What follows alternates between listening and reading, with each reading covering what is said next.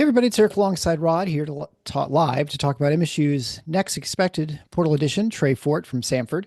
Before we begin, some congratulations in order to Protect the Logo, who obliterated the Tiff Knots field in our NCAA bracket challenge. Logo scored 396 points, while second place, Spartan Mike had 332. So congrats to you, Logo. The contestants won $100 and $50 gift certificates to awesome Spartan apparel provider and sponsor, Nudge Printing. So congratulations, guys. Reminder too, to like and subscribe to your podcast player and on YouTube, leave written comments and reviews whenever possible. We appreciate the feedback and help in reaching other Spartan fans. And I also apologize. I made the mistake. Life's all about making decisions. And my wife was making some curry soup and she asked me how many red pepper flakes. I said, well, just use them all. They're unfortunate decisions we make in life, and that's one I made tonight. So anyway, I'm still dealing with the curry and red pepper and hot pepper flakes. So I will try and get through this as best I can for you. So Rod, we talked last week about Caleb Glenn from FAU, who will bring some size and some hopefully really good outside shooting for the Spartans. And now we have 6'4" shooting guard Trey Fort from Samford, who had his official visit, I think yesterday, kind of going into today. Seemed like sort of like a 2-day visit. And seems like will be the next addition to the team. We'll have to wait for confirmation. And we're recording this on Wednesday night, April 16th.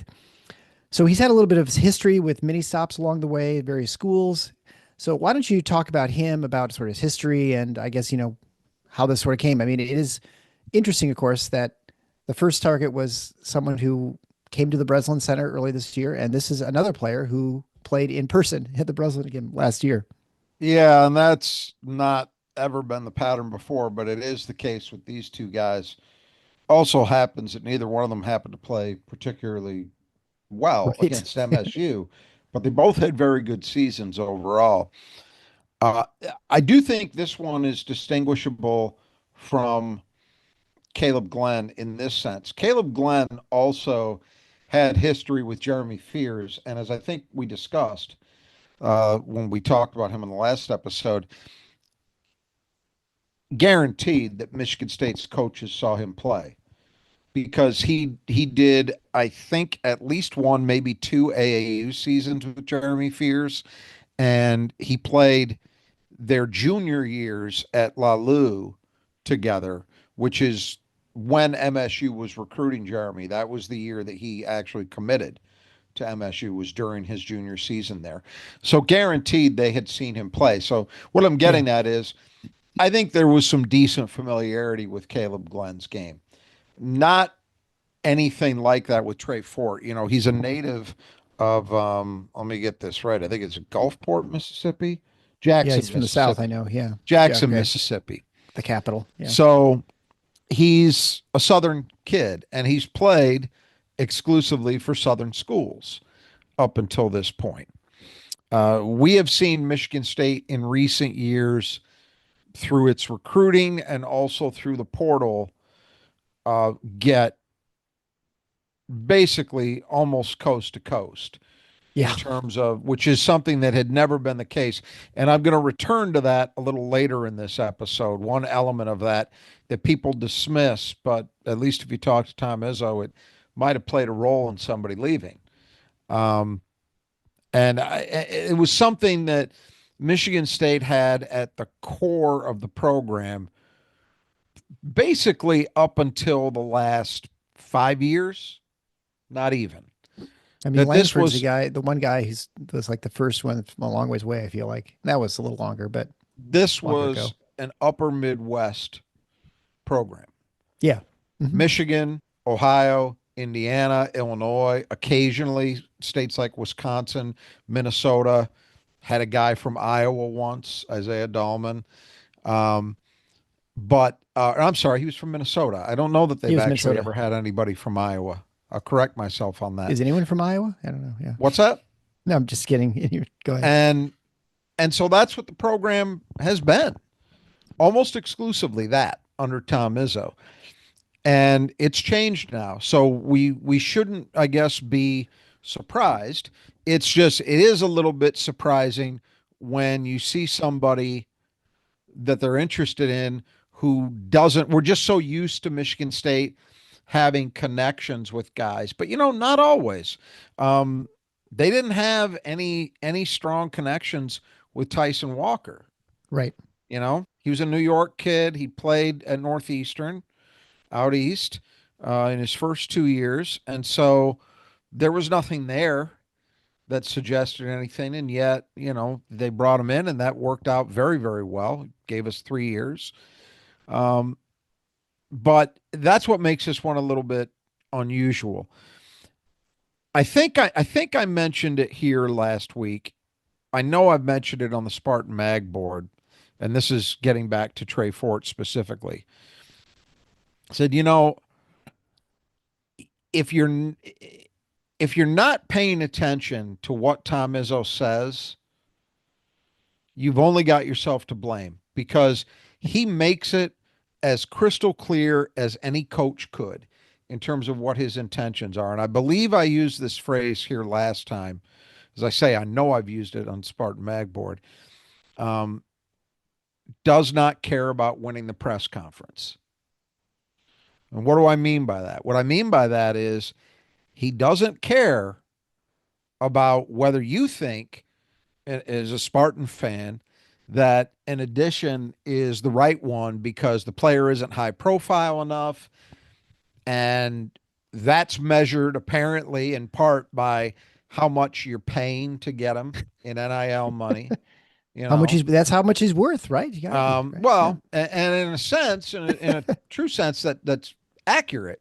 But you're Yeah. worth what somebody's willing to pay you. But Tom Izzo has his own valuation. I can assure you of that.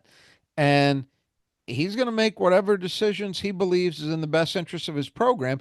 And he does not care. Now, you might say, well, isn't that true of everybody? They all make decisions they think are in the best interest of their program. Yeah, but there are a lot of coaches who actually care about that shit. And you know how I know that? Because they talk, not publicly necessarily, but they're all out there yapping and flapping their gums about this stuff to media. And they're not the only ones. NIL agents are a big, big part of this, which Tom Izzo talked about at his press conference today, which we'll turn to a little later. But Tom Izzo's never been that way. By the way, that's always been the fashion in which they've conducted themselves. With high school recruiting, it was easier to get a sense of who they're interested in because there are things any dope can monitor. Any of these dummies who do this, and most of them are. Sorry, it's true. The national guys, I mean, not Michigan State specific guys. Uh, they can sit down at a game at EYBL in Indianapolis, and they could see what coaches are watching a game, and then try to figure out if that indicates what players that guy might be interested in. You can usually Right. piece it together. It's not that hard.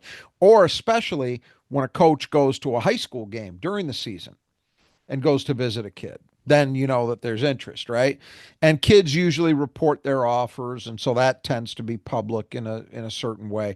But Michigan State, more than just about any other big time program I can think of, I can't think of a parallel actually, has always been very buttoned down about that stuff. It's why national recruiting guys never have anything useful to tell you about Michigan State recruitments. Like never, ever, ever. Because none of them have sources at Michigan State that are any good. And some of those guys over the years have actually admitted that, which is tough to get them to do. But some of them do. The best that some of those guys can do is they'll sometimes have a recruitment dialed in because they have a source with the player, with the kid being recruited. Right. That can be true.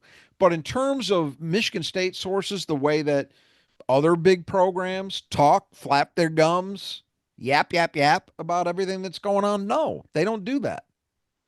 They just don't operate. I mean, you can think that that's all talk and bravado and blah blah blah. It's true. They don't, everything I've ever heard, they don't operate the way most other programs do with this stuff. And so consequently, when it comes to the NIL thing, because this is even more than recruiting used to be. This is flat out a bidding war. Tom Izzo Right. has said this isn't recruiting; these are offers. That's how this is done, right? He said that in his press conference toward the end of the year when he got real, really real with people. Um, so their MO is generally speaking, they don't want it if they can help it for it to get out who they're interested in. And they don't. Caleb Glenn, that name didn't get out until essentially the day he committed, the night he committed. Trey Fort visited yesterday and today. We're recording this on Wednesday. Did not get out until yesterday when he was on campus, that he was actually on campus. That's how they like it. Yeah. Uh, and Tom Izzo does not give two you know what you think about the fact that he's recruiting a kid from Stanford as opposed to a kid from Stanford. He doesn't care. He's going to add guys that he thinks makes the most sense for his program. And I know I talked last week. I had heard, I think it was that same day we recorded, maybe the day before. I had heard about a high profile name. Kid is not yet committed, but he's apparently going to go to one of two high major programs. Played in Hmm. a mid major, has played at a mid major for multiple years, put up very good numbers at that mid major, but has never played a game at a high major school in his life. And Izzo had him on the phone. And what I was told is there was a conversation about how much he was looking for. Kid said 3 million. Izzo said, thanks, see you later. That's it. That's it. He's not going to do it. You can think he's wrong. You can think he's making his job harder on himself. You can think he's eliminating his program from having any chance to win another national title or even get to another Final Four, I guess, if you want to really be dumb, since they were knocking on the door of it this year. But be that as it may, you could think all those things, and it doesn't matter. So I don't, I see all these jackasses on X and on message boards, and they might as well go to the Grand Canyon, stand there, and just scream into it for all it's going to do. It's going to change nothing. There will not be such a thing as fan base pressure that brings about a change in Tom. I don't believe that for a second. That will never happen. So this is how it's going to be. He doesn't even want to be at this stage of it. But if he's got to be, and he's got to add guys in the portal, which he's in that position, he has to Yeah. with this team. Um, he's going to do it his way. And he's decided, by everything I can tell, that Trey Fort is a guy that he likes being part of his program. Now, just to talk briefly about his background, we mentioned he's from Mississippi. He's 6'4". The listing I'm seeing is 195. I got to say, having gotten a look at him on several game clips from Stanford this season, I would have guessed he was closer to like 210. He's really solidly built. He's Hmm. very athletic, and he's a good shooter, or he had a good shooting season at least at Stanford. He's had, as you mentioned, he's had an interesting run, and that's one way in which he is very much not a standard issue Tom Izzo Right. player, because he's Yeah. he's been to multiple high schools and he's been to multiple colleges. He started out at University of Tennessee Martin. He then spent a year, I believe, in 2 years in the JUCO ranks. I believe Yeah. that's right. So he's older too. That's another thing to He's point out. He's like that's the 24. one big difference. I think he's going to be 24 next Yeah. year. That's a huge difference. So he's in the sixth year of college basketball coming up. He spent his junior year at Mississippi State, and that was a weird year. He began the season as a starter, played 33 minutes in their opening game, and he played decently, but and he may have had other injuries too, but the one I know about for sure is he had a hand injury Yeah. that Right. really limited him. He ended up playing 1 minute in that NCAA tournament game where Michigan State faced them 2 years ago. And obviously 1 minute he didn't do anything. But Right. his numbers at Mississippi State were limited, 11 minutes a game. He averaged what he averaged 5 points a game. He shot 35% overall, and I'm sorry, 38% overall, 35% from three, in a little over 3 attempts per game. So decent enough volume. Didn't shoot free throws particularly well that year, only 64%. But last season he transferred to Samford. Jesus, Samford. yeah, Stanford. I'm trying to blend the two. He played for Bucky McMillan and Samford, and we saw them, of course, in what was it, November or December, right? And Yeah. very very different kind of style of basketball than Michigan State plays in many ways. But he started every game, averaged 25 minutes a game, shot 45% overall, 38% from three. Um, Kicked his free throw shooting up to 73%. That was good. 4 rebounds a game, 1.4 assists, 1.1 turnovers.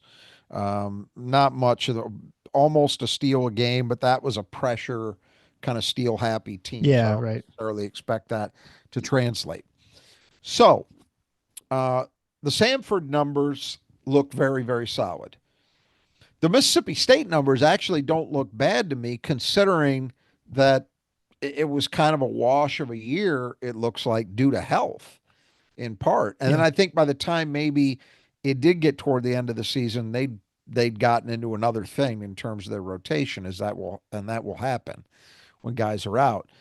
Um, the thing I like about him, and it's some similarities with Caleb Glenn in some ways, very athletic and he can shoot. So that's kind of a perfect prescription for a wing at MSU. Guys that can run their lanes and get to the rim and finish and transition, but also pull up and hit a transition three. And this is a kid he's been a very good shooter in catch and shoot, which is nice. That's a nice weapon to have, both in transition and even in the half court. If you've got a guy that you can maybe find when the ball goes in and then back out, and he's going to be a reliable shooter, that's a positive. As I said, he's got good size positionally at 6'4", and I believe he's got plus, I can't remember where I read this yesterday, he's got plus wingspan, which means his wingspan is a little longer than his height. That's always positive. And so I Sure. think this is another example of Michigan State, whether this is entirely by design or it just happens to be how the chips are falling, they're getting a lot bigger. Yeah. They're much bigger. When you look at and I don't mean they've added 7 footers, obviously, but positionally on the perimeter, this is shaping up to be a significantly bigger team than the one we've seen, not just last year, but the last several years. You'd have to go back a while to find a Michigan State team.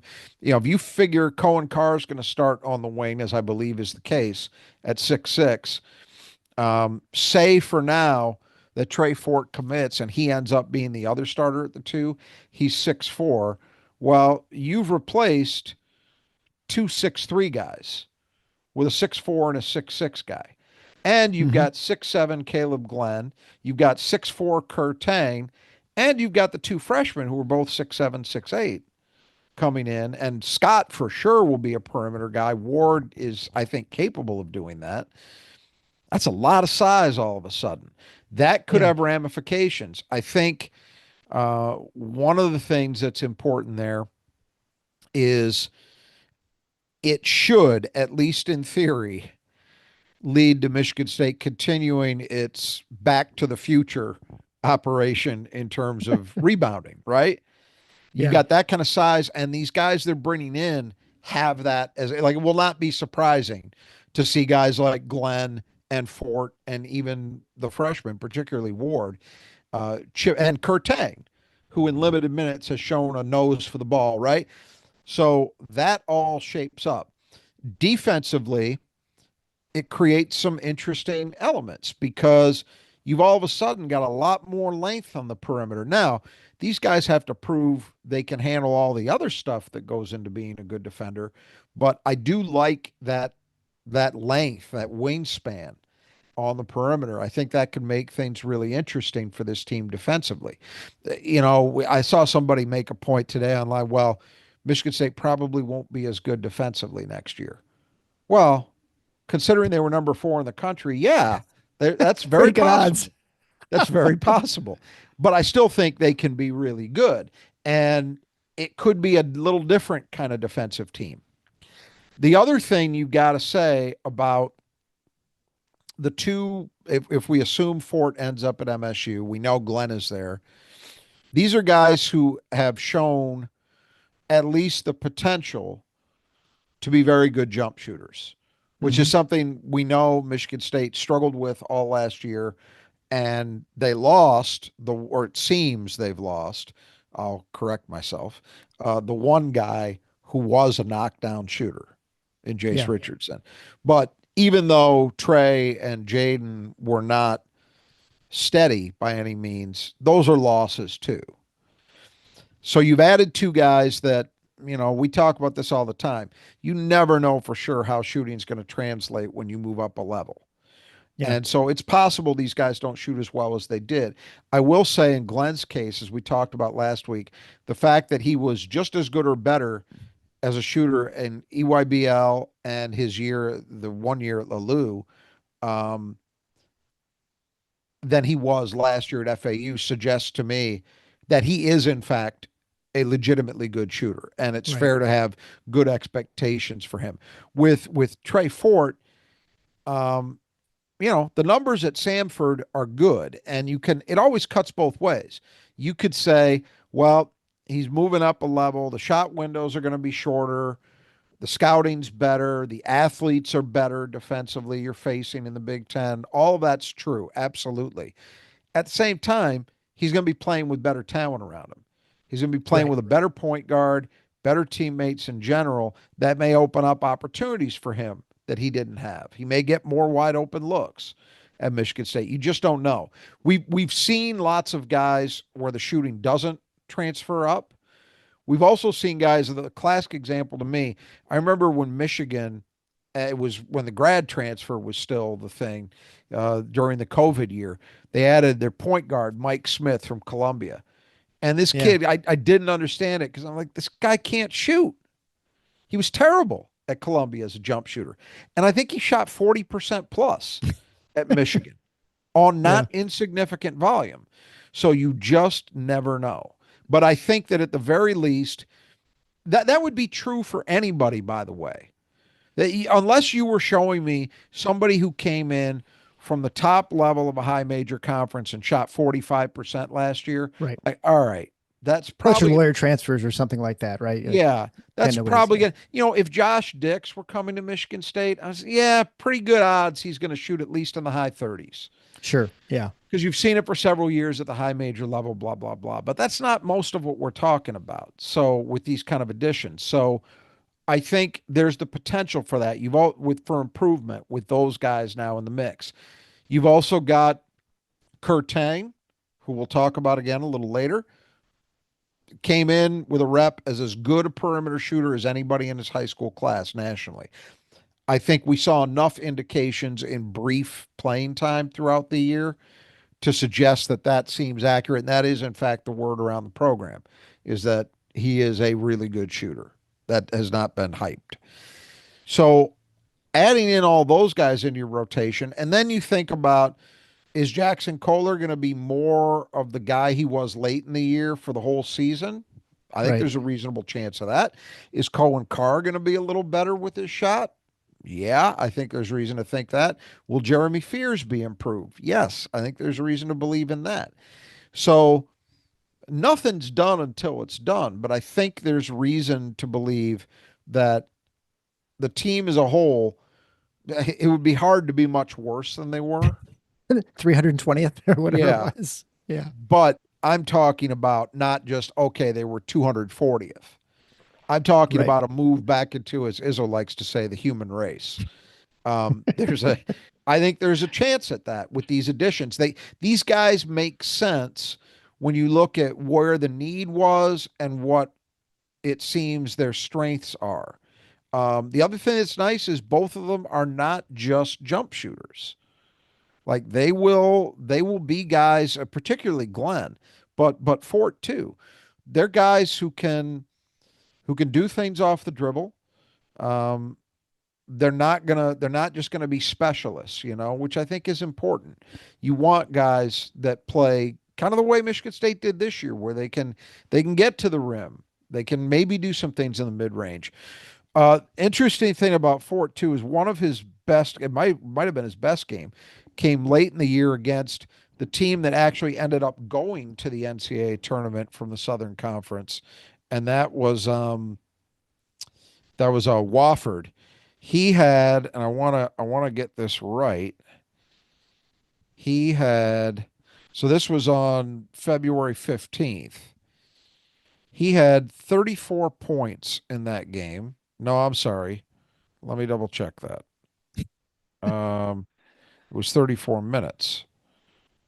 No, 36 points. I'm Oh, sorry. even better. Yeah. Okay. 36 points in 32 minutes played. He had 8 rebounds in that game, too. He was 6 for 7 at the line, 9 for 11 on twos, 4 of 6 on threes. And I didn't watch the whole game. I watched clips, which is dangerous because, as we like He to never say, missed, right? never miss, right? But what you could see, we talked about, well, they got to get some guys, even if they added Caleb Glenn, they got to get some guys who can play with the ball in their hands. Right. Yeah. And I didn't know enough about Trey Fort, to be quite honest with you, before taking a dive in yesterday.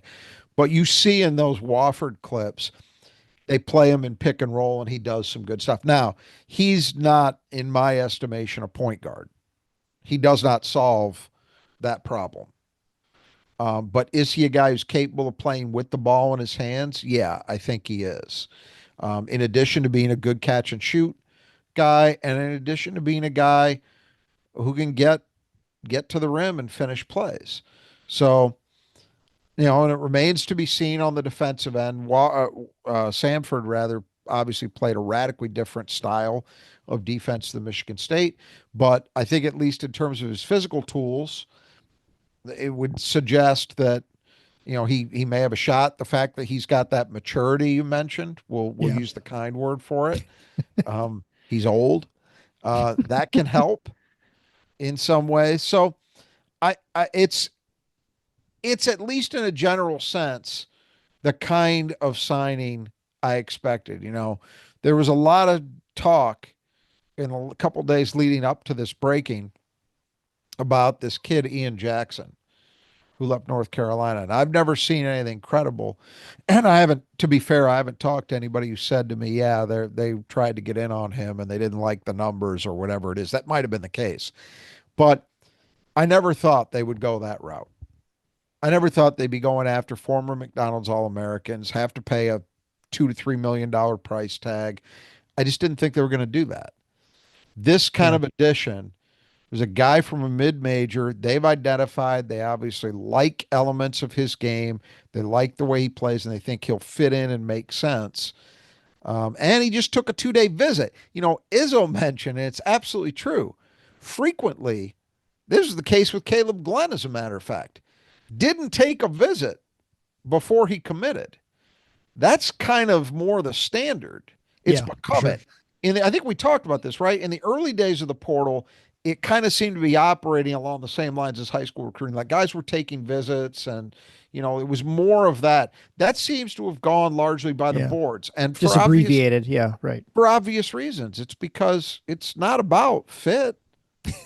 It's about, for the kids, it's about who's signing the biggest check. Yeah. This kid just ended a 2-day visit at Michigan State. So, you know, they are operating differently. Whether you like that or not, that's how it's going to be for as long as he's here. So I'm not surprised that they made this kind of addition.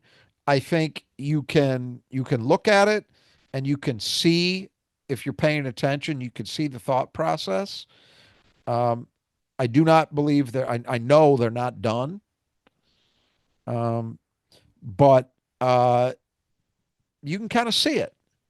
Now, Yeah. how he or Caleb Glenn are going to work out when push comes to shove, we're all going to find out together, right?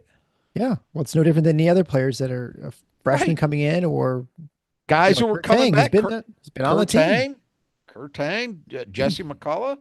Yeah. We know what we hear, but we haven't seen it yet.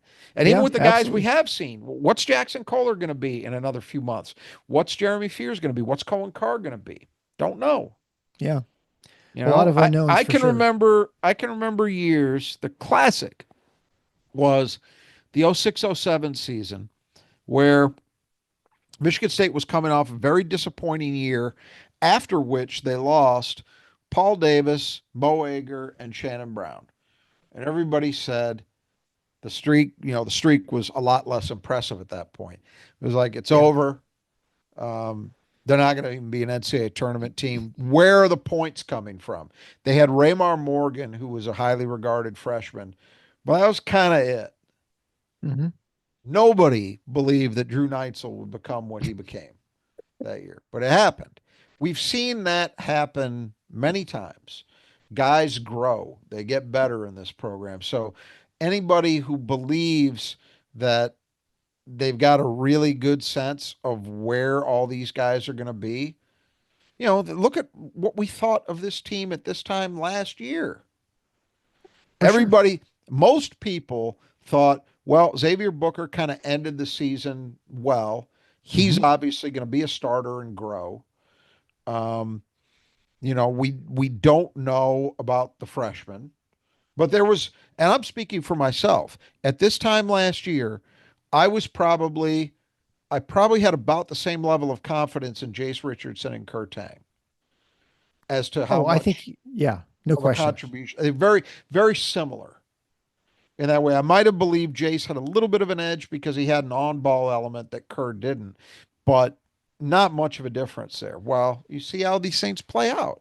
Yeah. Jackson Kohler, total mystery Yeah. as to what he was going to be. I mean, He ends up if being someone a gave you, starter. if someone had asked you, what are your odds? What odds do you give me in that Jace Richardson goes as a lottery pick next year? Right. I mean, Yeah. what you'd have been was there could have been anybody, and I don't even think Jace Richardson thought that, or I the thought is it was preposterous at the time. So things change a lot. You just don't know what you're getting sometimes. And, and, Which, and on the flip side too, like I said, Booker in the other yeah, direction. Frankie Fiddler. Although I think he became really important in the role he was in, let's be honest, it wasn't the role people were envisioning when he committed here. Certainly not the one I envisioned. I thought he'd be their leading scorer.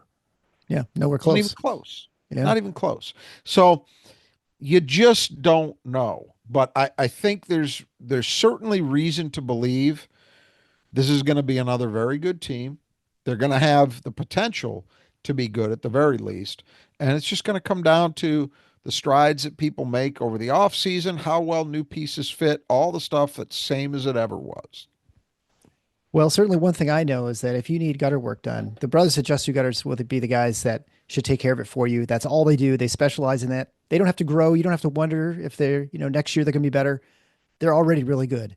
And so whether you need gutter work done as far as repairing, replacing, just cleaned out, leaf guards put on, whatever it might be, the brothers can take care of it. Whether you're on the east side, the west side of the state, they do fantastic work. Whether it's your house, one small section, your entire house, your entire business, whatever it might be. If it's got a gutter, they can take care of it. So you can get a hold of them at our support page at the Final Four on the schedule.com/support. And just mention Final Four, and you get an extra 10% off that estimate. That's right. Uh, I want to mention I had a visit yesterday from the brothers. you met a brother, Brothers. I met a brother, the East Side and guy. Yeah. that's right, Greg. And Yeah. they from when I contacted them to when they got out here to do the estimate, it was a matter of, I guess it was 2 days. I not even, because I emailed them over the weekend. So Right. it was, Tuesday they were out here doing an estimate, and I'll have my stuff done by next week, it looks like. Hmm. Pricing seemed very, very competitive to me, especially with that Final Four is not on the schedule discount. Hint, hint. But so far, so good. I'll let you know once it's done how it went. But so far, very, very responsive and on it, and could not be happier with how the process has gone to date. If you don't hear Rod mentioned again, then you have reason to be concerned. But I'm Yeah. guessing I'm not too worried. It's never, I'm not either. I'm not either. I yeah, think it's going to get done properly. And the nice thing too is that I'll just drop this in and then we can move on. The yeah. nice thing too is that they give you options, Yeah. whether you want them or not. You don't have to even ask for them. They're going to give you options in terms of, what's it going to cost to clean them? What's it going to, should you replace your gutter guards? Can you replace them? Are your gutters in bad enough shape that you should get a whole new system? I got all of that broken down for me so I could make a really informed decision. So I thought that was very useful as well. Who knew there was so much of gutters? But that's the thing. You don't think about these things, right? But if they Yep. don't work right, you think about it all the time and it cause all kinds of problems. Yep. All right. So let's keep talking a little bit about where I think we'll move on from Trey Fort, but sort of his addition, of course, with his expected addition. We'll say I got to be careful. Right. Uh, Also assuming now it is April 16th. We're talking right now. Uh-huh. There's still 6 days left to enter the portal for a player. So And guys are until still coming in. I until saw some. Thursday There was a next, or so Wednesday next week. There was a kid who went to high school right by me that jumped in the portal this afternoon from Drexel, named Jason Drake, who was a point guard there, had a good season at Drexel. Okay. So Well, they're entering every day. yeah, and I think yeah, there are a ton of kids obviously in the portal. More, as you mentioned, more will probably join them. And when you leave the port or go to your final destination, it does not have to be done by next Wednesday. So don't feel like Michigan State's got to figure things out. But I think you can at least rest assured that who is on the team now, and if they're still there on Thursday, they're on the team Thursday and beyond, at least for the Well, next season. Unless outside just like leaving the team or something like that, which I yeah. do not anticipate anyone on this You team know, do. the other thing that's interesting here that we don't talk about because Michigan State tends not to be involved, um, but that is definitely having an ever increasing impact on college basketball. And it's happening mostly at this time of year. So right in kind of in conjunction, it almost gets thought of as together, lumped together with the portal, is the influx of I'll just say Europeans because it mostly tends to be Right. Europeans, but let's say international players into college basketball, and you're getting a very different kind of player than used to be the case. It used to Yep. be that when you had international guys, it was more limited, and it was also guys that just believed for whatever reason playing college basketball in the States was going to be better preparation for them than staying at home and continuing to play for professional clubs over there. And you would Right. see certain schools like Gonzaga did it for years. St. Mary's did it for years, also in the same conference. Now, NIL has changed the dynamic. Yeah. So there are guys actually making these decisions, sometimes older players. They're not 18-year-olds all the time, making the decision not because they necessarily think it's going to better prepare them for a shot at the NBA, but because they can make more money Not for than the they can education. stick. Huh? Yeah, not Not for for the the education. education, exactly. But that it really has become a financial decision, which Yeah. Right. it's totally flipped because the story was always, hey, I can stay at home, get paid, and continue to work on my game without the dumb NCAA rules and all that stuff and Right. prepare myself, and earn a living while I'm getting better. Why should I go across an ocean to play college basketball? Might not even, in many cases, might not even be a better level of play overall. So you might not be giving yourself the stiffest test you could. Right. And I can't make any money, and that was always the dynamic. Well, now it's flipped. And you've got guys who wouldn't have ever thought about doing it before who were doing it because of the paycheck. Yeah. So It's interesting, but that's a big part of this dynamic. Just Purdue just signed a kid today who's an Yeah. Israeli Hmm. point guard, apparently a very good player. We'll see how it goes. Um, but you just don't know. You don't. There's so many different ways you can go about building a roster now that it's made this all chaotic, and especially when you're dealing with the foreign board kids. I don't think anybody's got a clue what's going on. I mean, in terms of media coverage, occasionally you'll have a guy that's high profile enough. Sometimes they'll come over and they'll do a round of visits, so Yeah. that gets it out there. But like maybe I missed it, but I hadn't heard a word about this Israeli kid. I'd heard it for a while but Had you? maybe like a week. People kept Okay. talking about him, but I don't All know right. that maybe he's going to That's end up not very producing. long. No, And well, so nothing's it very long resembles in this you see what I process. mean? It Yeah. resembles the portal, right? It's all of a sudden, before yesterday, nobody at Michigan State fan base, not the coaching staff, had ever really thought about Trey Fort. Well, here we No. are. We expect he's probably going to be part of the team. Same thing with all this stuff. Michigan State has not shown much of an inclination to get involved in that marketplace as of yet. Um, so I don't expect it to change anything for them Right. necessarily, but it's always out there, and so that's I guess the reason I'm mentioning it is you talked about the portal cutoff date for entry into it, but then you got this whole other pool Right. that guys could make a decision in June Sure. Yeah. if There's they no want reason to they come couldn't. over, Yeah. and there Yeah. you Because you're are. adding players up until well, like September. I mean, really, theoretically, can't you? Yeah, I till up feel like until the semester starts, I believe is the rule. yeah. So yeah, you're all summer you have, and of course money flying around and all kinds of rumors and just like they had before. But let's talk about so Michigan State right now. I think the way we're looking at, and of course the news. If people hadn't heard already, Tre Holloman has committed to North Carolina State with a Will Wade, right? With the new coach there from We'll get Nice. back to that one. Yeah. So, but you're trying to replace essentially you got from the guard position at least you got Akins, Richardson, and Holloman who are no longer with the team. You have replaced him with Caleb Glenn, sort of, where that's still not entirely clear how that's going to work out. But you could play the three a little bit, maybe like Jaden did for a little bit. Of course, you got Carr as well. You have Kurtang, of course, coming up. You've got Jordan Scott plays somewhere into that equation somewhere, but you still have you need some ball handlers, you need some shooting. So this Trey Fort obviously solves part of that problem. And Jace Richardson was just so much. You can't obviously find Jace Richardson in the portal. I mean, you could, you just don't know who he is, right? No one knew Mm-hmm. Jace Richardson was going to be Jace Richardson last year. That was the Mm-hmm. thing that was so remarkable about the season, right?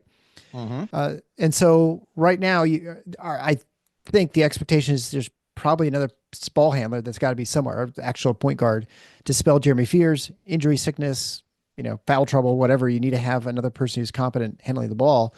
Besides Michigan State turning into these other teams where they sort of don't really have a point guard that they sort of play offense differently, and then plus minus adding an extra body, the big guy, just in case you get into trouble, with McCullough, Cooper, and say Kohler, because Yeah. that also seems kind of thin too in some respects at the five. So anyway, so that I think those are still the two that we should probably expect at some point.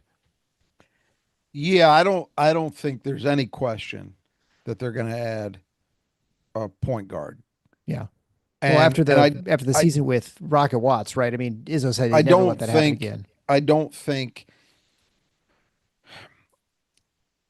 I don't think that any of the options they've got beyond Jeremy and that perimeter group, and that's if you include Trey Fort, are good enough that you would feel comfortable Right.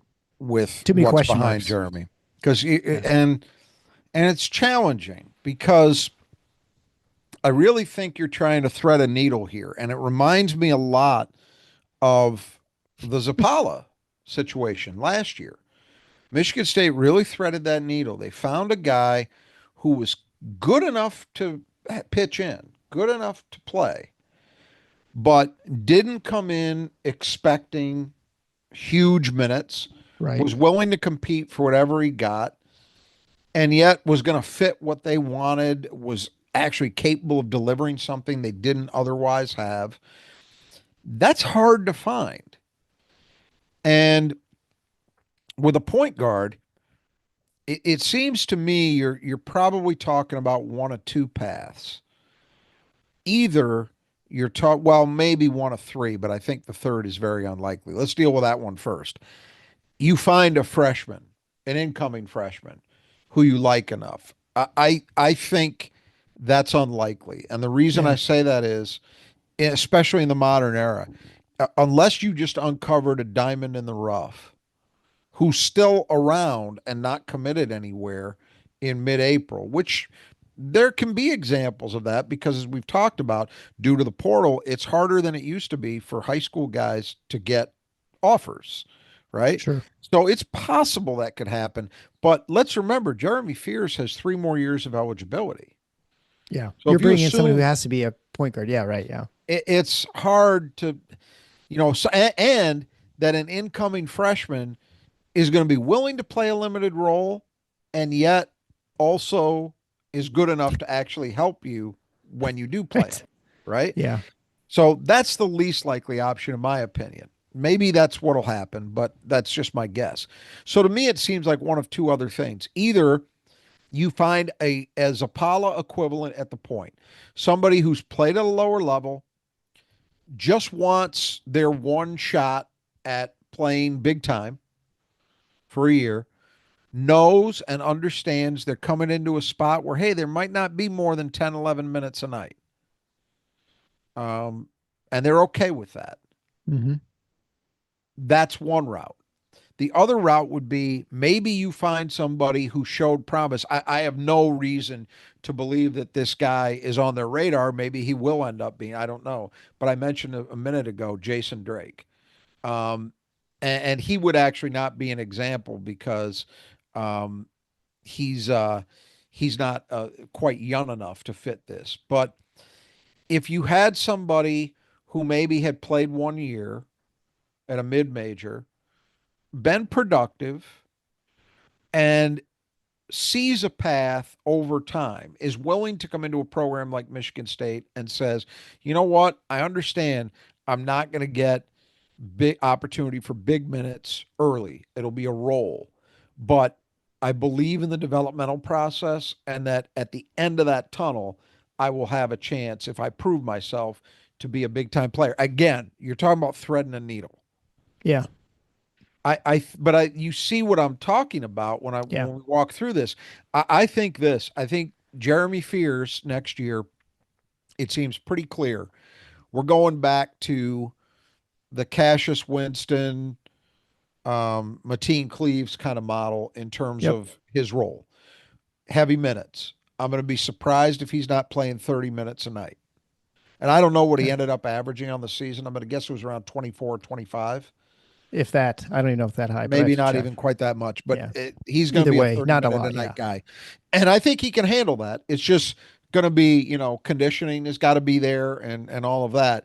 But I think that's what he's going to be. So we're probably not talking about him. Maybe they'll surprise me. They'll get somebody who's so good. They'll say, all right. But I don't think that's how they want to do it. I think I want Jeremy Fears to be playing 30 minutes a night. Yeah. Selfishly. That's how I look at it. Like, I think he's that good, and I think he's going to be even better. And I think he makes the whole thing better when he's out there. So I think that's what we're talking about. At the same time, they've got to add somebody. And I will, because right now, who are your candidates? Well, it's Trey Fort, who's I believe he's got some on-ball skill, but it's mostly with him as a scorer doing that. It's not him running Yeah. an offense.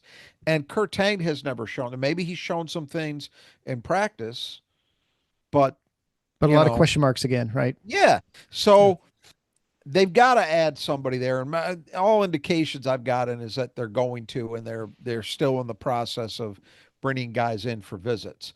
So they're not done, but it's got to be a guy at that spot. And then, just as an aside, I am optimistic about all this stuff. And the bottom line is, as Tom Izzo likes to say, don't coach his team for him. He's going to coach his team.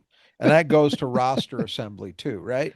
Yeah. But I've felt very comfortable the last, say, 3 years with the number of guys that Michigan State had who were capable of playing that position. Because man, you mentioned Rocket Watts, the point guard, right?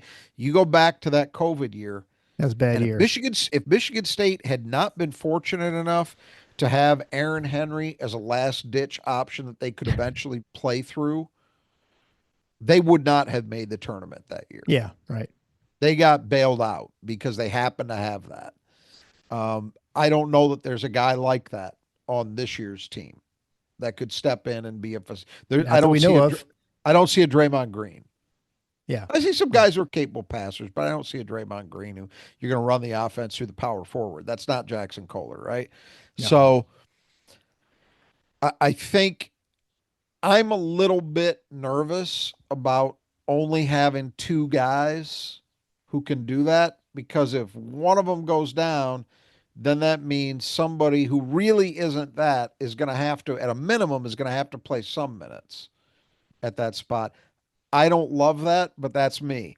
Tom Izzo's gone about it that way many times. When Mateen Cleaves, when they won the national championship in 2000, they did not have any legitimate point guard option. If you Right. remember, Charlie Bell ended up playing that position out of necessity, right? There have been other years where it was like that. And it does make me nervous, but that's, if at least if they've got a second guy, you're breathing a little bit easier. And that's why I think it's almost a guarantee that they do that. Um, Yeah. but I Well, that kind was of the help. don't, but I don't think, well, just one more quick thought on that. I don't think it's likely to be, we had talked early in this process, like a week and a half ago, about how, they might well go out and get a guy capable of starting at the two, basically filling the role that Jace Richardson would have filled if he'd returned, right? Yeah. Where he would be your starting two, but he could also be your backup point guard. I don't think now, when you look at how they're going about this, I don't think that's likely Yeah. because you've Well, it's already probably hard got, to find. well, that, but you've also, look at what they've done. They're telling you what they're thinking. You've Yeah. got Trey Fort, who's a wing. Kurtang is a wing, and both of those guys presumably would want to play. Um, Jordan Scott is also looming out there. So I don't see and on the other wing you've got Cohen Carr and Caleb Glenn. Yeah. So I don't see, and maybe Cam Ward. So Hmm. I don't see the spot for that. Whereas I do see the spot for a guy who's truly a backup point guard. So that's that position. Then you mentioned the big man thing. I'm only speaking for myself. I don't know for sure what MSU's plans are. I would certainly feel more comfortable if they got someone like a Zapala in the portal. I definitely would. So another big body, you could use those fouls big enough that they could play that matchup card the way they did with Zapala this year against big low post guys. Um, you'd feel more comfortable if you had that option, right? Yeah. But that's something that could very much like his recruitment could happen down the line. That could happen not for a month from now, you know, who knows?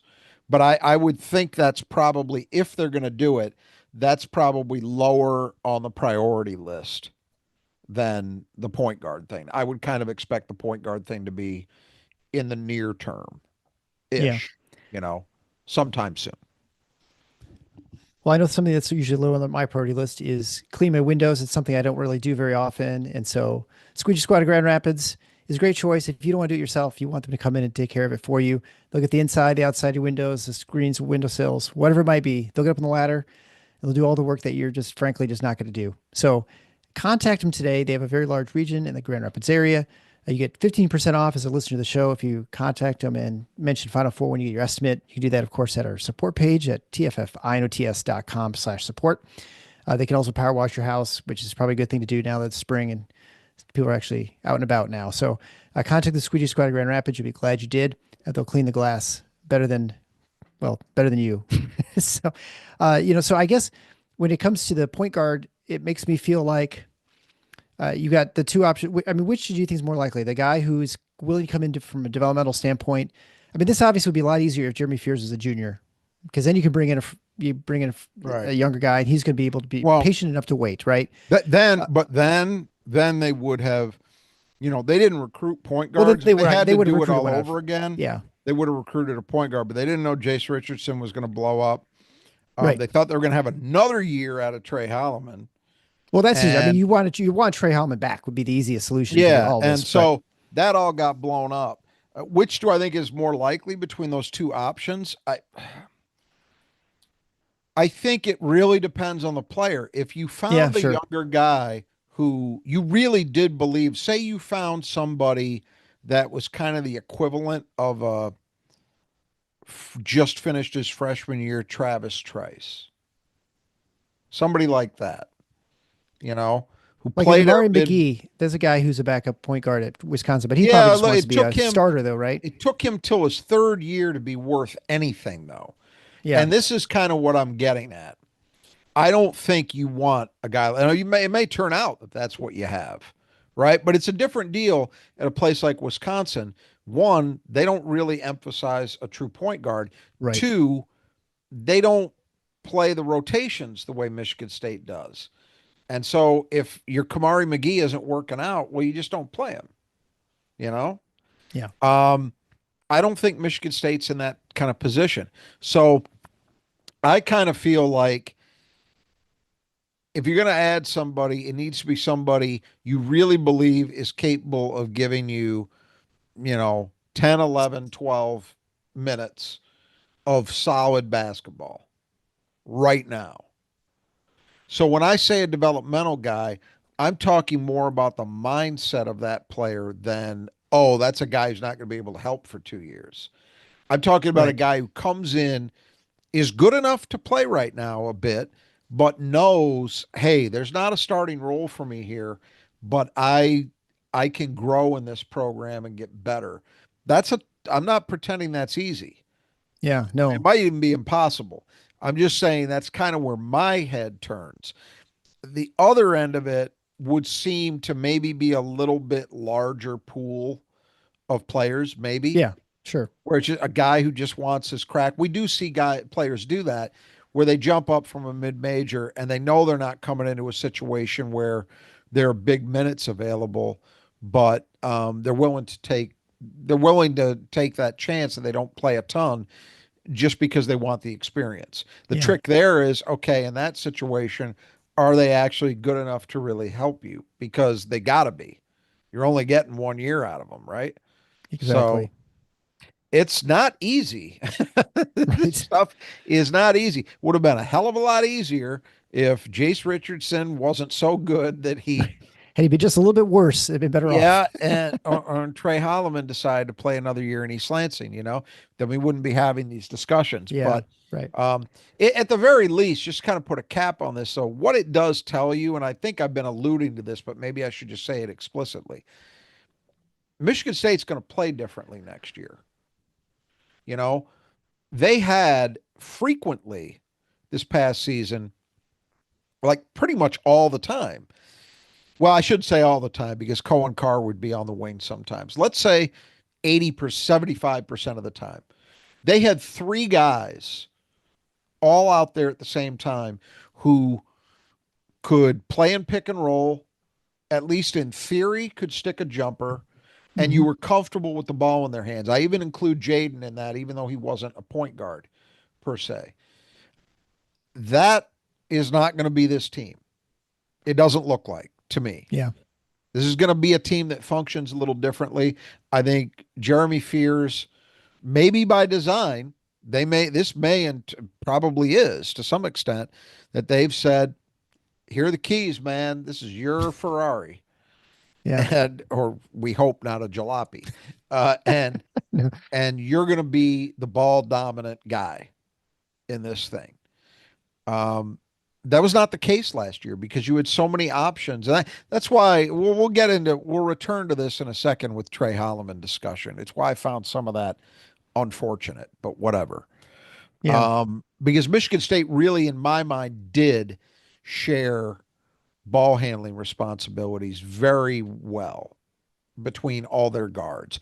All those guys got their cracks at bat, so to speak. It wasn't like, well, it's Jeremy exclusively with the ball in his hands, and Trey, when he's in backing him up, has that, and that's kind of it. No, not even close.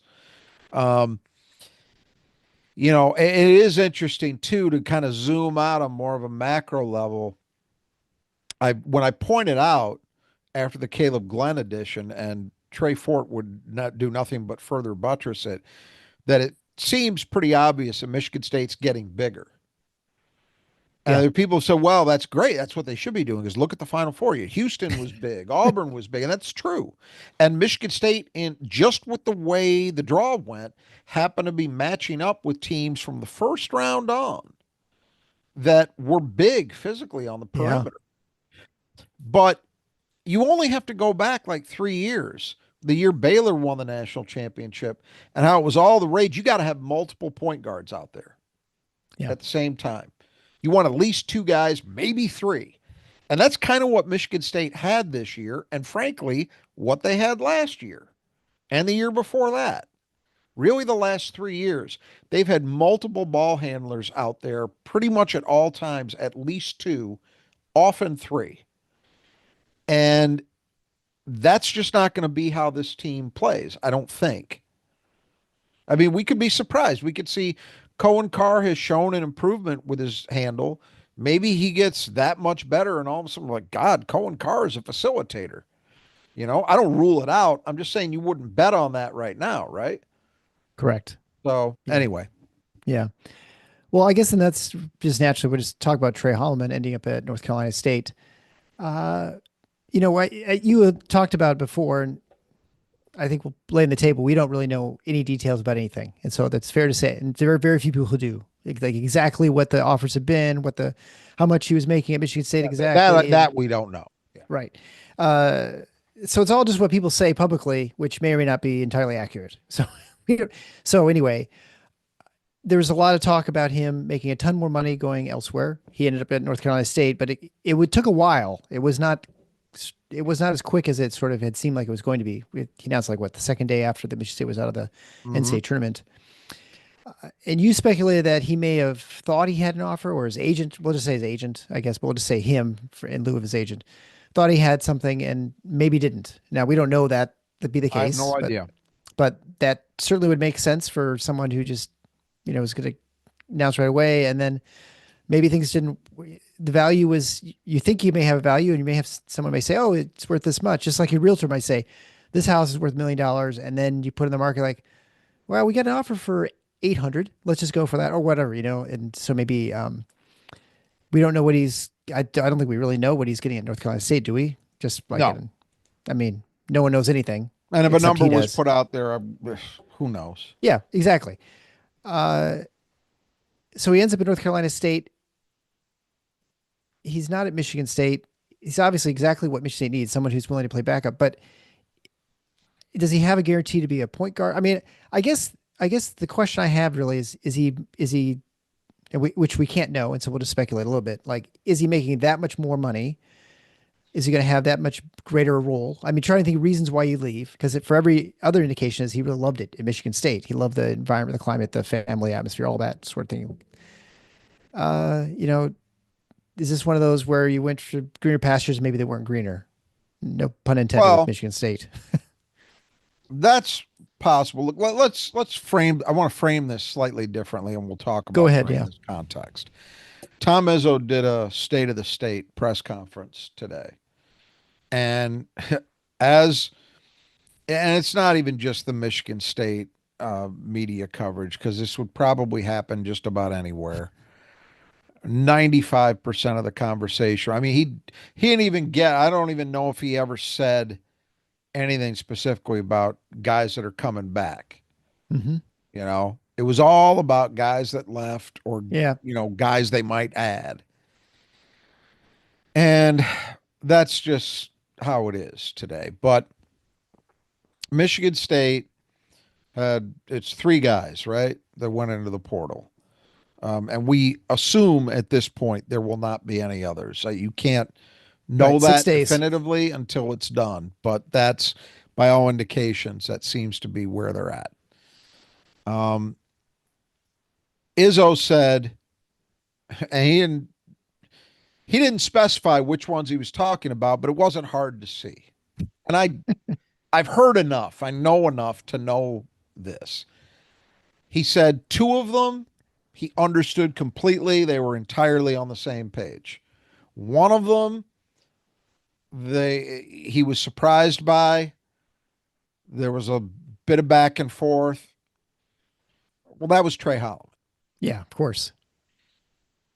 It was, I guess, a little bit on one level um, reassuring to hear Tom Izzo say he was caught by surprise by that. Because even though, and you and I have talked about this here, we were told in February that this had happened last year and it will not be any kind of surprise if he goes. And we just thought about that. There's no way. Look at how bought in that kid is. He gave up his starting spot, you know, um, the stuff he did against Michigan and Breslin, all of Yep. that. Right. It just seemed, why would he go? And it's at least somewhat reassuring that it sounds like Tom Izzo was pretty much in the same boat. Because if we knew that stuff about what his agent had said after last year, that he had left money on the table and wouldn't do that again, you got to know Tom Izzo had heard that stuff. Oh, sure. So that was at least reassuring that, well, the guy who actually runs the program saw it it sounds like he saw it the same way that we did. Like, where is this coming from? But it happened. And he mentioned in the press conference that there was some back and forth, which again, we had heard about. And I think we talked about it here Yeah, a lines of little bit. communication still That open, there was right? Yep. still, yeah, I heard it, you know, I don't want to make too big a deal out of this, but just for a second, I will. Um, People hear things from all different kinds of directions in a program like Michigan State, right? So, younger people, for example, guys who are either could still even be at Michigan State or maybe they're just recently out, they are far more likely than we are, let's say, or other people that I talk to would be to hear things from players or student managers. Right. And those are legitimate sources of information, right? Absolutely they are. Yeah. But they're not the totality of it. I always used to say there's the information that you get, and then there's your ability to place it in a context, to put it together with other bits of information to give it real meaning rather than just have it be some random data point that you got. And I will freely admit the kind of stuff that I hear from people, and again, it's not me going, I'm a, a secondary person in that kind of chain, not toot my own horn in the slightest. I don't have the basketball office's phone system bugged, you know. I occasionally hear things and I don't ever go pressing for it from anybody. So the people that I know are gracious enough to occasionally share bits of information, and they did that a lot over the last couple weeks. So the Tre Holloman thing, you had certain people who were insisting that from the moment he entered the portal, this was over. That Yeah. was it. He was gone. I had three different people telling me from the day after he entered the portal straight through to maybe when did he announce his NC State commitment? It was over the weekend, right? I think the Yeah. last time His I heard visits. it was last Thursday. So basically, coming up on 2 weeks, say a week and a half, I had three different people over that time period tell me that there was still communication going on. And there was some talk about, oh, Trey was spotted at a go-kart track with his teammates. That's Right. not what we're talking about. That's meaningless. Nobody's suggesting that tells you anything. I'm talking about like players and parents coming into the basketball office for meetings, for face-to-face stuff, that kind of thing. That's what I'm talking about. And I heard from, again, different people who I don't think are getting it from the same place, all saying the same thing. So I just had an objection to that because um, I think there were some people in the Michigan State media ecosystem who reported that hey, this isn't over necessarily. Yeah. Nobody ever said Trey's coming back, but that it wasn't over. And you had some people questioning that, and it just didn't make any sense to me because I knew what they were getting was legitimate. It was actually happening. And Tom Izzo essentially confirmed that for you today if you listen to his press conference. He talked about how there were ongoing conversations.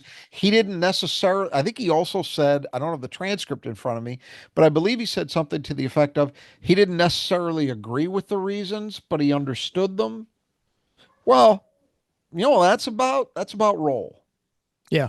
And that's one thing I'll cop to that I think we got wrong.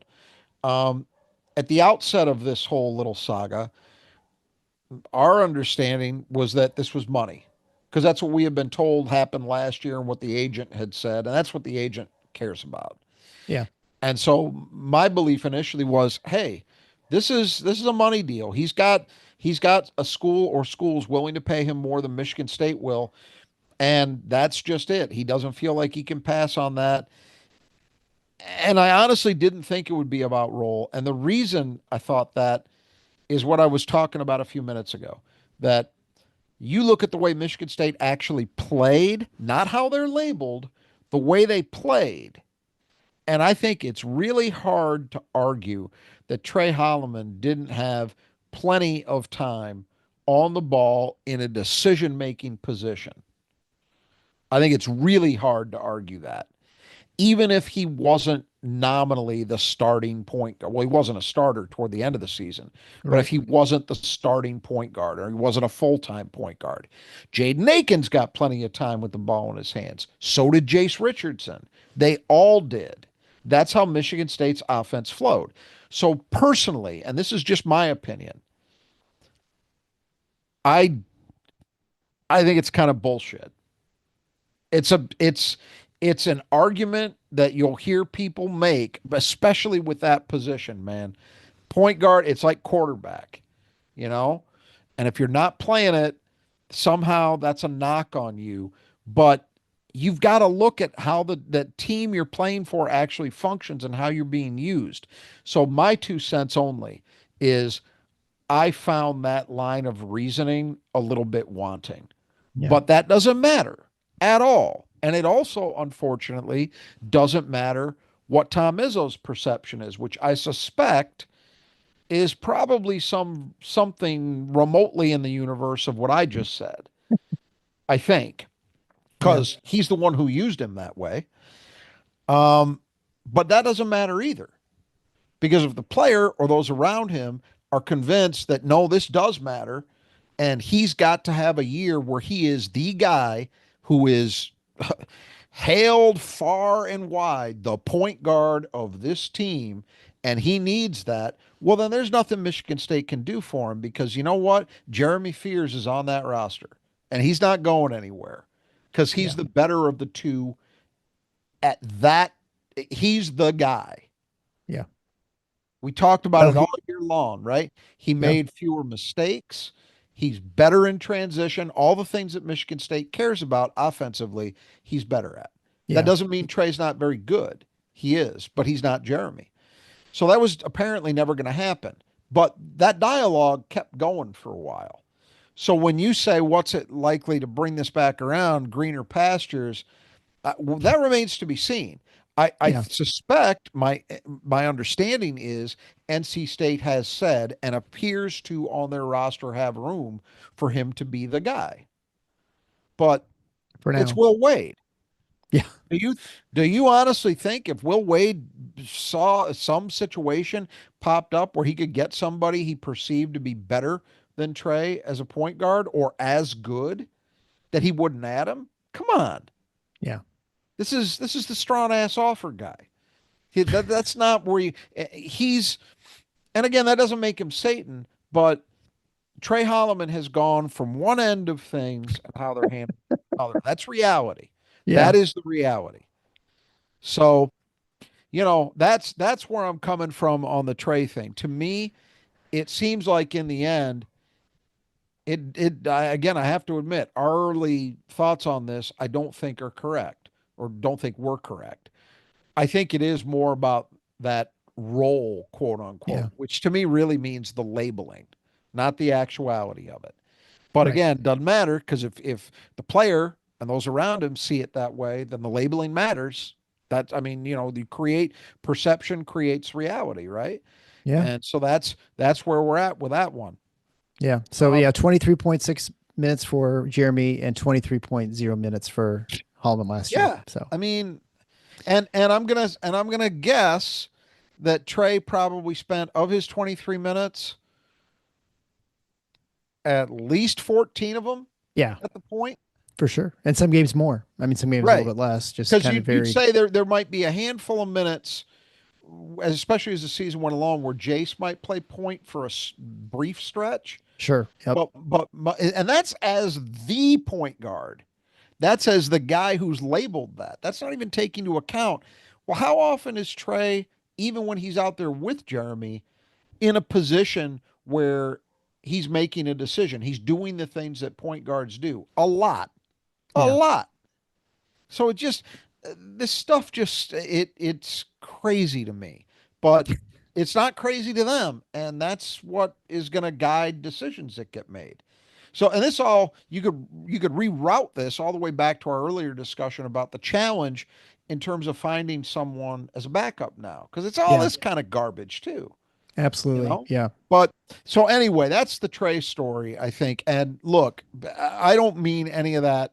It might come across, and I hope it doesn't, but it might, that I'm irritated by what he did, or I'm disappointed because I wanted to see him finish out his MSU career. And I would say this briefly. I think in these equations, the one thing that never gets factored in, although Tom Izzo mentions it, and I heard Raphael Davis, the Big Ten Network broadcaster and former Purdue player, mention it, and not a surprise, it would be somebody from that program who also echoed Izzo's thoughts. Can you put a price, a true, like, can you quantify what the value is to being a guy who is associated with one school? And what that means, I'm talking about not direct stuff. I'm talking about the value to you in your career after you leave, the opportunities Exactly. that come to Exactly. you. It Yeah. never, ever, ever gets factored into this stuff, in part because it's extremely challenging to do that and quantify it. But Yeah. that You doesn't can't make it quantify any it. Yeah. less real. This is my feeling on Trey. He played 3 years here. I never saw a single second that I thought he wasn't giving the maximum.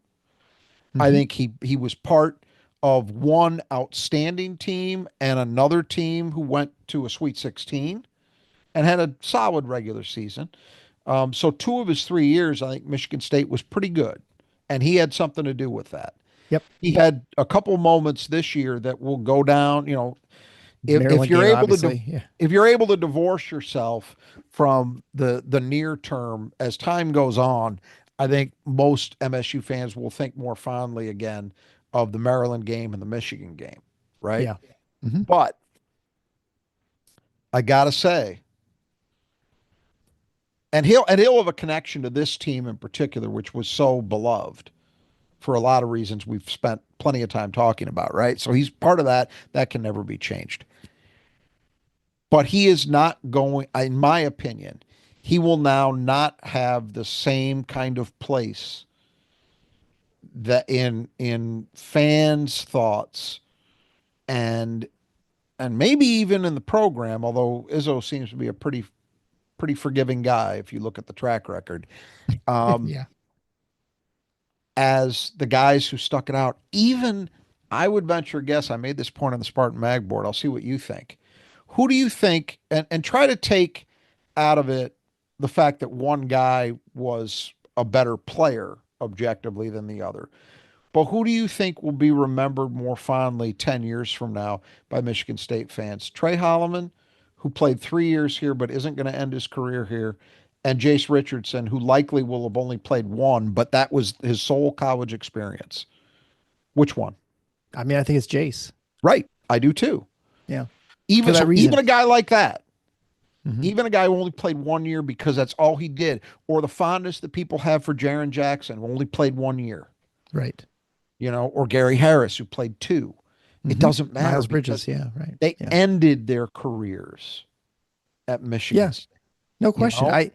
Yeah, I think And that's a big thing. I feel badly for him Yeah, because I but don't think I don't think that gets factored into these things it at all. doesn't. It doesn't. I think, the people talk about, well, what are you going to do when you go back to school and go, well, I almost never go back to school. So I don't know. That doesn't really mean much to me. Maybe it does to other people. But the connections you make and with the alumni, if you're a media person, a personality, which is what you are as an athlete, or obviously a media person, personality, but he's an athlete, so he has a connection to that school. So his value long term is related to the alumni, how people at that school they perceive him. Are people going to want to ever, 10 years from now, is he going to be able to come to a sports shop and sign Tre Holloman jerseys, for instance? Well, no, I don't think that anybody ever would. Um, if he played another year and had the same role that he did this last year, I absolutely think he would. And Oh, I'll go and further. I'll yeah, I go mean, I think further. If he had played another year, and even if next year was relatively nondescript, he would have gone down as one of those guys, like distinguishable because they're different players, yeah, they did because of different that kind of things. logo. People would have thought of him in the same breath as guys like Tum Tum Nairn. Yeah. He Well, would have had that because of what he did in terms of big plays and those big moments that weren't even so much about the play, but were rather standing up for the program, etc. yes, Um, 100%. That's he and would have been. That's the thing. He wasn't just, oh, this is a guy who played 4 years at Michigan State, but just kind of a nondescript career. No, no, no. Trey had something. Look, there's a there's an NIL company that represents. I don't know how many schools they represent athletes from, but I know at a minimum they represent guys from Duke and Michigan State. And Tre Holloman was on their top 10 list in NIL related sales of right. The merchandise the logo, the last protect few the weeks of the logo, season. whatever. Yeah, right. Yeah, that stuff. Look, like I have no doubt he'll be welcomed back for Sure. reunions, and he'll be, grind week. It wouldn't surprise me because you've seen it with guys like Chris Allen and Corey Lucius, Hmm. who, Yep. left for different reasons in a different era. And they were brought back in. Whereas in the immediate aftermath of that, you might not have thought that would happen from looking at it from the outside.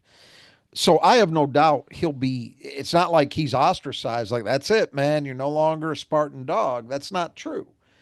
But it's not going to be the same.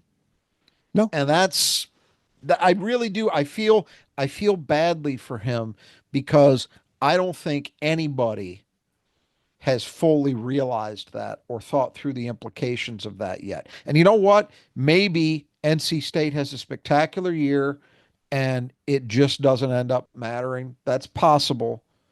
But I think it's far more likely that in ways that you're never going to be able to definitively identify, it's going to be a missed opportunity. I Yeah. really do The loss. believe that. Yeah. But, but That's a best of lot luck more. to him. Like Yeah. we interviewed him here. He was great. I loved the way he competed at Michigan State. I have zero complaints about his effort, his toughness, Yeah. Of all of those things. He course. was part of a lot of big moments, but and I do sincerely. I hope he has a great year at NC State. But I would also say this too, and then we can move on.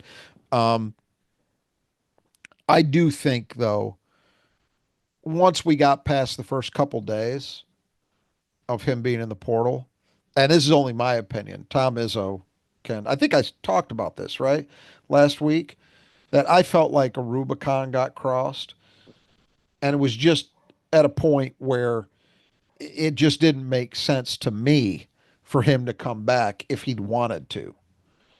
I just thought it was going to be too fraught for a variety of reasons. And that can happen. Like, there are guys who could have entered the portal and come back and it wouldn't have done any damage. But Yeah. with him, I do, and again, I don't even think that people necessarily articulate the reasons why. They just kind of know it. The way this team was talked about, the way they talked about themselves, the way they functioned, all of that sent one particular kind of message.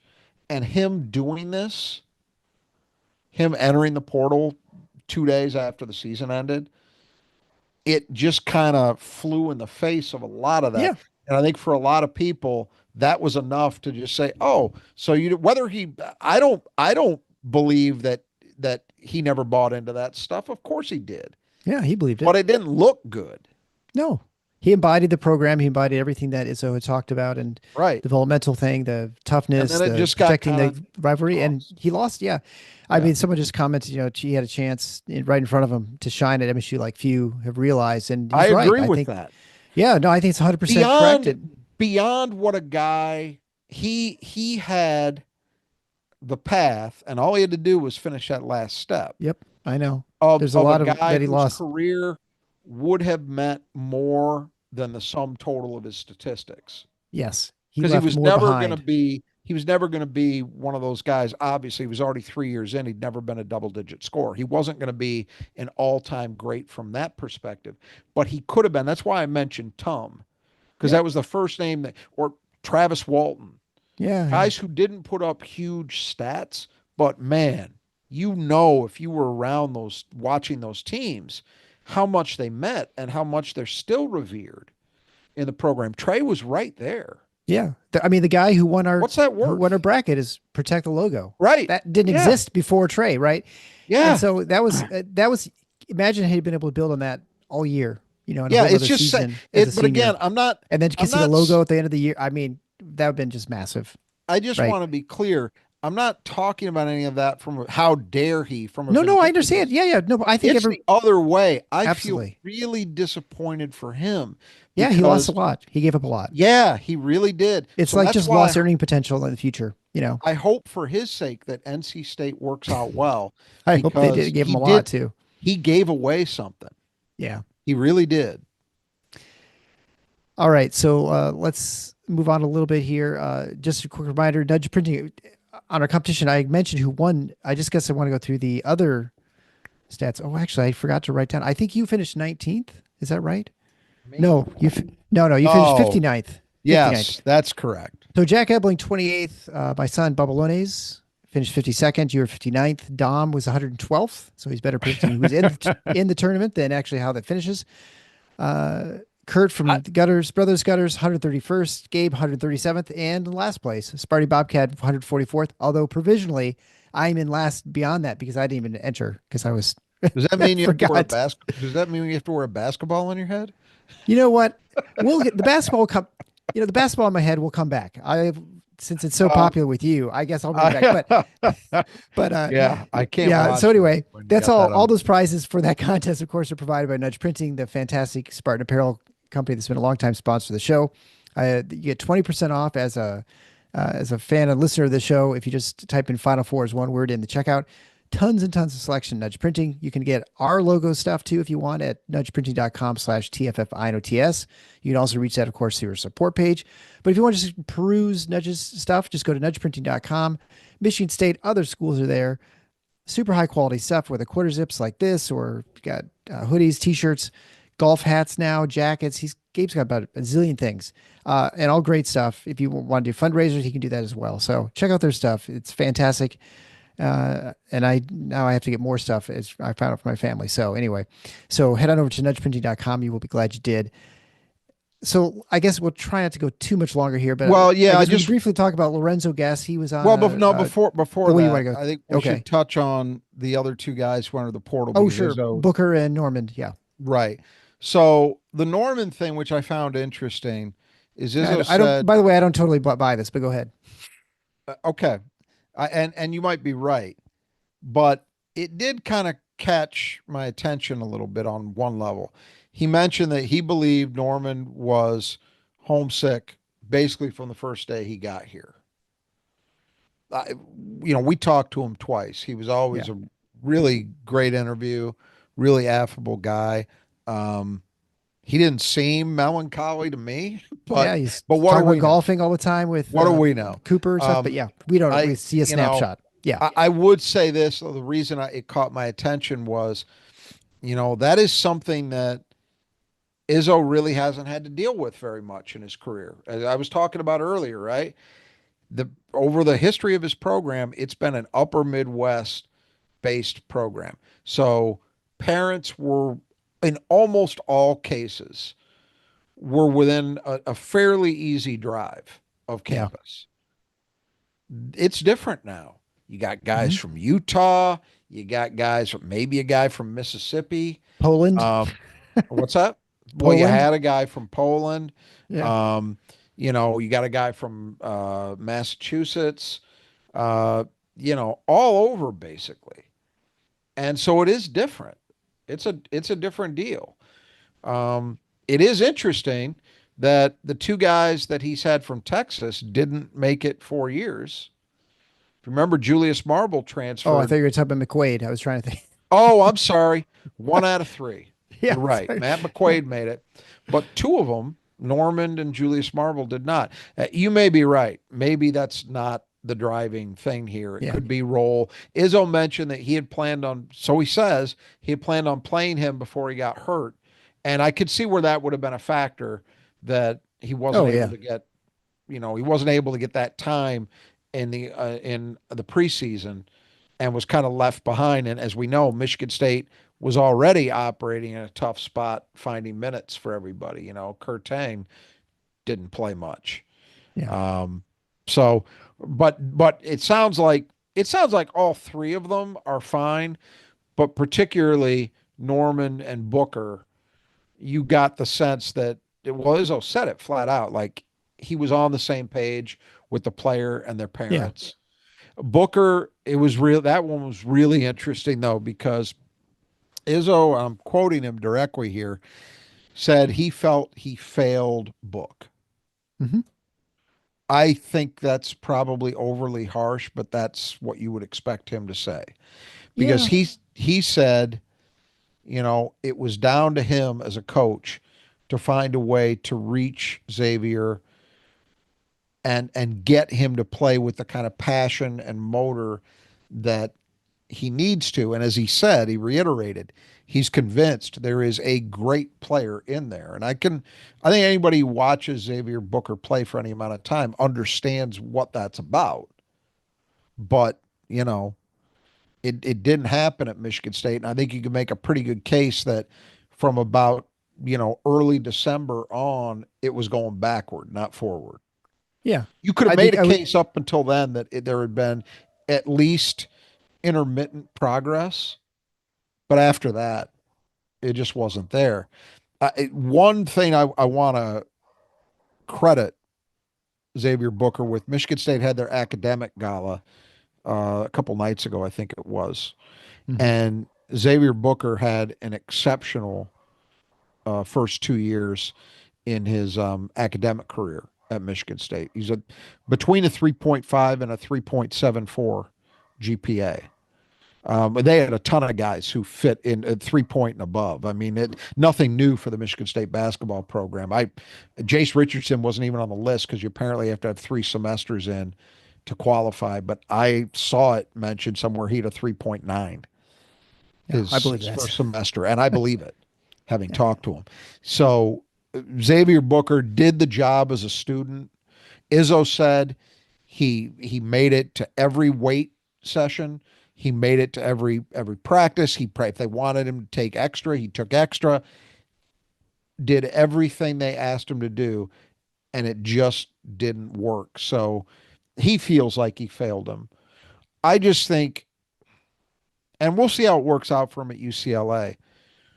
But I think that there are guys for whom it just isn't as big a deal as it is to everybody around them. They don't yep. care about it enough. They don't live it. They don't love it. And it's really hard to succeed in big time college basketball, never mind beyond that, if you don't love it. And he just Yeah. might not love it. I don't know that, Yeah. but um, it's possible, right? And it was Yeah. part of the reason when he was recruited. It was part of the reason why those around him wanted him to go to Michigan State is because they felt like Thomas.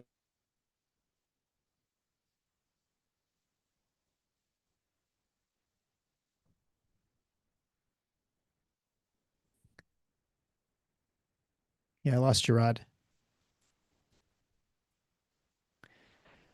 Rod dropped off. So we'll give him a second to try and get back in. If not, we'll just probably wrap it up there. And we'll talk about Lorenzo Guess had a press conference the other day. He had some interesting things to talk about as far as the players in development and sort of what things he's working on with the players for next year and sort of the progression he's seen from players like Kurt Tang, Jesse McCullough, who both players barely saw the court. But we'll get to that, I guess, next time since we weren't long today anyway. So we'll be back next week with something, hopefully more news, probably most likely. So I guess we'll wrap it up there again, guys. Thank you so much for listening. Make sure you check out our podcast as far as our podcast page at the Final Four on the schedule.com/support. You can find all the links to support the show financially or one-time gifts or recurring manner. You can also find links to all their sponsors and other various deals we have there as well. Make sure you subscribe. Written reviews are always the best, and leave chats in the comments. We really appreciate it. Thank you so much. So until next time, the Final Four is on the schedule. Go green.